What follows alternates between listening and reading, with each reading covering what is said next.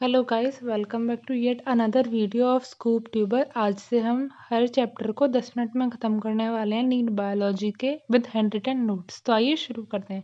पहला चैप्टर है हमारा बायोलॉजिकल क्लासिफिकेशन। सबसे पहले क्लासिफिकेशन एरिस्टोटल ने दिया था। उन्होंने मॉर्फोलॉजिकल करेक्टर के बेसिस पर दिया था। एनिमल्स को आरबीसी के साथ वाले और आरबीसी के बिना वाले दो पार्ट्स में बांटा गया और प्लांट्स को ट्रीज, हर्ब और श्रब्स में बांटा गया। सेकंड, लीनियस ने दिया टू किंगडम क्लासिफिकेशन। ये भी मॉर्फोलॉजिकल करेक्टर्स पे बेस्ड था। इसमें भी एनिमल और प्लांट दो किंगडम थे। एक ड्रॉबैक था कि ये डिस्टिंग्विश नहीं कर पा रहा था प्रोकैरियोट और यूकैरियोटिक एनिमल्स के बीच में। थर्ड और सबसे मेन क्लासिफिकेशन दिया था आर.एच. व्हिटेकर ने। इन्होंने 5 किंगडम क्लासिफिकेशन दिया था Monera, Protista, Fungi, Plantae, Animalia, जो कि बेस्ड था cell type, mode of nutrition, body organisation, evolution history, reproduction और फाइलोजेनिक रिलेशनशिप पर। अब पढ़ते हैं हम 5 किंगडम्स के बारे में थोड़ा सा ब्रीफ में। मोनेरा में सेल टाइप क्या है? प्रोकैरियोटिक, सेल वॉल पॉलीसेकेराइड्स की, न्यूक्लियर मेम्ब्रेन नहीं होती है, बॉडी ऑर्गेनाइजेशन सेलुलर है, न्यूट्रिशन ऑटोट्रॉफिक और हेटेरोट्रॉफिक दोनों है। मोनेरा का सेल टाइप यूकैरियोटिक है, सेल वॉल कुछ में प्रेजेंट होती है और कुछ में नहीं, न्यूक्लियर मेम्ब्रेन प्रेजेंट होती है, बॉडी ऑर्गेनाइजेशन सेलुलर है, न्यूट्रिशन ऑटो और हेटेरो दोनों है। तीसरा फंजाई यूकैरियोटिक, काइटिन की सेल वॉल मेम्ब्रेन प्रेजेंट होती है, बॉडी ऑर्गेनाइजेशन मल्टी सेलुलर से लेकर टिश्यू लेवल तक, न्यूट्रिशन हेटेरोट्रॉफिक। प्लांटी में सेल टाइप यूकैरियोटिक, सेलुलोज की सेल वॉल होती है, न्यूक्लियर मेम्ब्रेन प्रेजेंट होती है, बॉडी ऑर्गेनाइजेशन टिश्यू से लेकर ऑर्गन लेवल तक, न्यूट्रिशन ऑटोट्रॉफिक। और कुछ के अंदर हेटेरो भी होती है, जैसे कि हमारा वीनस फ्लाईट्रैप।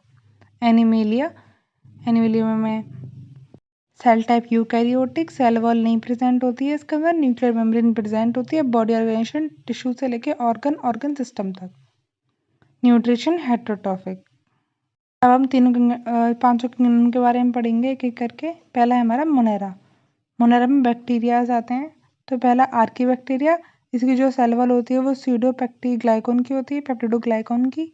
जो सॉल्टी एरिया से मिलते हैं हम हेलोफिल्स बोलते हैं, हॉट स्प्रिंग्स को हम थर्मो एसिडोफिल्स बोलते हैं, मार्शी एरियाज में मैथोजेंस बोलते हैं। यू बैक्टीरिया के 3 पार्ट हैं। पहला ऑटोट्रॉफिक, जिसके अंदर आता है हमारा कीमोसिंथेटिक, फोटोसिंथेटिक, और अगला है हमारा हेटेरोट्रॉफिक। इसके अंदर क्या आता है? सेप्रोफिटिक और पैरासिटिक। पढ़ेंगे हम पहले कीमोसिंथेटिक। इसमें ऑक्सीडाइज करते हैं ये इनऑर्गेनिक सब्सटेंस को, एनर्जी रिलीज करते हैं। इसका एग्जांपल है नाइट्रोबैक्टर और नाइट्रोसोमेनाज। फोटोसिंथेटिक वाले में क्या होता है? साइनोबैक्टीरिया, ब्लू ग्रीन एल्गी, ये यूनिसेलुलर भी हो सकते हैं और कॉलोनीज में भी रहते हैं। फ्रेश वाटर, मैराइन और टेरेस्ट्रियल तीनों हो सकते हैं। इनके ऊपर एक वॉल प्रेजेंट होती है, जेलेटिनियस शीट बोलते हैं जिससे। इसके अंदर एक स्पेशल टाइप का लार्ज सेल होता है जिसे हम हेटेरोसिस्ट बोलते हैं। ये नाइट्रोजन फिक्सेशन में काम आता है। इसका एग्जांपल है नॉस्टॉक, एनेबिना, स्पायरोगिना एंड असोलेटोरिया। अगला है हेटेरोट्रॉफ। इसमें सेपेरोफिटिक आते हैं जो डिकेइंग को अपना फूड मानते हैं और डिकम्पोजर्स होते हैं। अगला पैरासिटिक, ये डिपेंड होते हैं किसी होस्ट प्लांट पर अपने फूड के लिए। इसमें है अगला माइकोप्लाज्मा, जो कि स्मॉलेस्ट सेल है, वो ऑक्सीजन के बिना रह सकता है और उसके अंदर सेल वॉल नहीं होती है। हमारा पहला किंगडम खत्म। अगला है हमारा प्रोटिस्टा। प्रोटिस्टा में सिंगल सेल्ड होते हैं सारे, एक्वेटिक होते हैं ये मोस्टली, और ये लिंक माना गया है मोनेरा और बाकी के किंगडम्स के बीच में, क्योंकि इसके अंदर एसेक्सुअल और सेक्सुअल दोनों तरीके की रिप्रोडक्शन हो सकती है। इसमें 5 पार्ट्स हैं। पहला है हमारा क्राइजोफाइट्स। इसके अंदर डायटम्स और ब्लू ग्रीन गोल्डन एल्गी आती है। फिर फ्रेश वाटर मेराइन है। ये प्लैंकटन, मतलब कि ये पैसिवली वाटर में मूव करते रहते हैं। 2 तरीके के प्लैंकटन हो सकते हैं। एक होता है फोटो प्लैंकटन, जो कि फोटोसिंथेटिक करते हैं, और होता है जूप्लैंकटन, जो कि नॉन फोटोसिंथेटिक होते हैं। अगला डायटम्स, उसके ऊपर सेल वॉल होती है वो सिलिका की होती है। जब ये मर जाते हैं तो ये डिपोजिट हो जाते हैं पूरी लेंथ पर, जिसको हम डायटमियस अर्थ बोलते हैं। ये पॉलिशिंग में, फिल्ट्रेशन ऑफ ऑयल में, सैंड प्रूफ होते हैं, यहाँ पर यूज होते हैं। इनको चीफ प्रोड्यूसर और ओशन भी कहा गया है। अगला है हमारा डाइनोफ्लैजिलेट। इसमें बाइफ्लैजिलेटेड होते हैं ये, एक होता है लॉन्गिट्यूडनल, दूसरा होता है ट्रांसवर्सनल। ये मेराइन होते हैं और फोटोसिंथेटिक होते हैं। इनकी जो सेल वॉल होती है वो सेलुलोज की होती है। इसका एग्जांपल है रेड टाइट, जिसे गोनालेक्स भी बोलते हैं। जब ये पानी के ऊपर आ जाता है तो ये पूरा पानी को रेड रेड कर देता है और एक टॉक्सिन रिलीज करता है, जिसे हम सेक्सी टॉक्सिन बोलते हैं, जिसकी वजह से जो एक्वेटिक लाइफ होती है वो डिस्ट्रॉय हो जाती है। अगला है हमारा यूग्लिनॉइड्स। इसमें फ्रेश वाटर होते हैं, फ्रेश वाटर में मिलने वाले ऑर्गेनिज्म होते हैं, या फिर सेग्नेंट वाटर में जो ठहरा हुआ पानी होता है वहाँ पर। फोटोसिंथेटिक होते हैं लाइट में, और हेट्रोसाइट हेट्रोट्रॉफ होते हैं डार्क में। ये भी बायोफ्लैजेलेट होते हैं। इनका एक फ्लैजेला छोटा होता है और एक बड़ा होता है। इसके अंदर कोई सेल वॉल नहीं होती है। इसका एग्जाम्पल है यूग्लिना। अगला है स्लाइम मोल्ड्स। ये सेपरोफिटिक होते हैं और इनका स्पोर फॉर्मेशन होता है। इसका एग्जाम्पल है फाइसेसम। अगला हमारा प्रोटोजोन्स। इसके अंदर कुछ टर्म्स हैं, 4 टर्म्स हैं। पहला है अमीबॉइड। फ्रेश वाटर है, ये सी वाटर में मिल सकता है या फिर मॉइस्ट सॉइल में।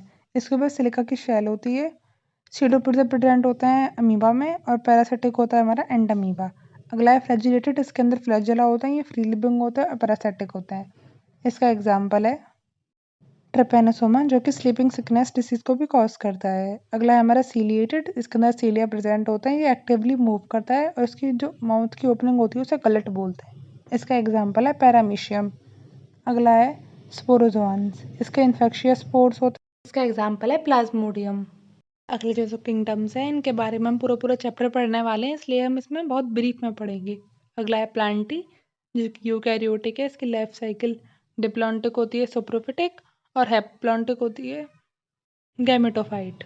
ऑटोट्रॉफिक होते हैं मोस्टली। हेटरोट्रॉफिक वाले के नाम दे रखे हैं यहाँ पर। इंसेक्टिवोरियस है हमारा वीनस फ्लाई ट्रैप और ब्लैडर बाउंड। एक पैरासाइटिक है जिसे हम कसकटा बोलते हैं।